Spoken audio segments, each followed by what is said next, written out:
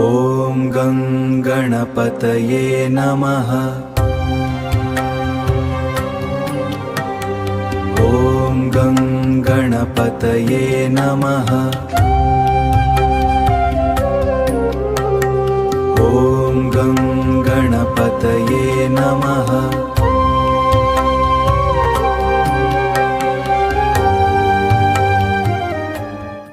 शुक्लाम्बरधरं विष्णुं शशिवर्णं चतुर्भुजं प्रसन्नवदनं ध्यायेत् सर्वविघ्नोपशान्तये। ॐ नमो नारायणाय।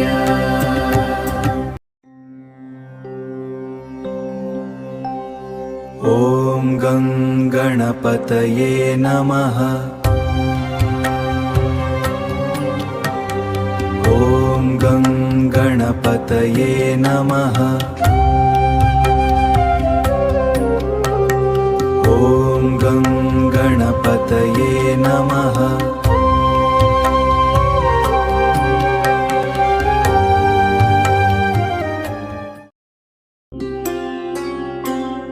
शुक्लाम्बरधरं विष्णुं शशिवर्णं चतुर्भुजं प्रसन्नवदनं ध्यायेत् सर्वविघ्नोपशान्तये।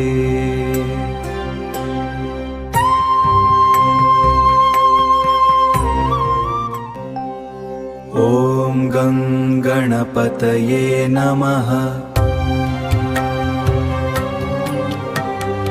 ॐ गं गणपतये नमः।